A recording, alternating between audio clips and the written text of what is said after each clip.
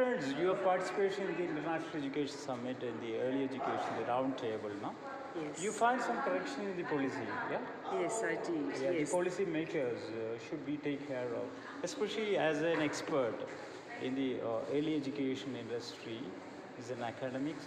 What type of corrections you find out in the policy? Okay, so it's important that there is more education with play-based learning. You mentioned that there is a 6-month education program for teachers, but there isn't a consistency. There is a council, it's called National Council for Teacher Education, NCTE. Yes. They are making the qualifications and standards for the teaching learning in the early education as well. And here, particularly early educations, there is not a structured system here in the policy. Correct. But it's first time NEP introduces this early education in the policy. Yes, which is great.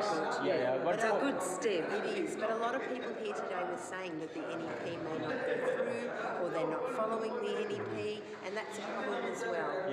If you don't have a framework, if you don't have policies in place for early childhood, and you don't have the Honorable Prime Minister of India, Sri Narendra Modi, we are requesting him that to be we have to be added something more in the early education. No? You have to advocate. Absolutely. The early childhood people here have to advocate for better conditions for early childhood. As part of the early education advocacy program, what kind of things you can offer for this? We can offer teacher training. We can offer a qualified course or a part of a qualified course. We can offer customized training. So we are also thinking about there's a Indo-Australia summit in education as to exchange program, in which Australia, what kind of education qualification they are stipulating for the early education? They have to have a Certificate 3 as a minimum to work in an early childhood service. So it's a Certificate 3, and then they can go on and do a diploma, which is a pathway to tertiary education, to higher education. Basically, what kind of things you attracted in the policy, or what kind of things has to be changed? I think you mentioned that there is a mentor program, but it's important that the person that mentors has a background in early childhood. Otherwise, they can't teach the early childhood professional.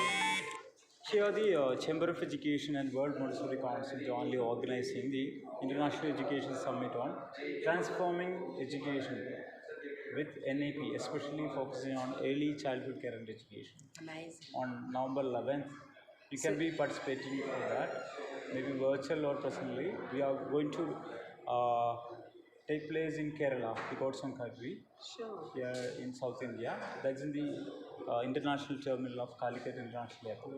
So if you send us more information, we are expecting your advocacy for that, especially early education.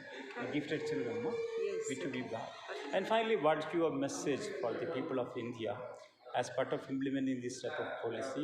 You are the guest in the round table of this international summit. I think there is a lot of change happening in India, and the NEP has been a great beginning to that change. Now it's a matter of implementing and qualifying your early childhood educators. It's important that they have specific qualifications.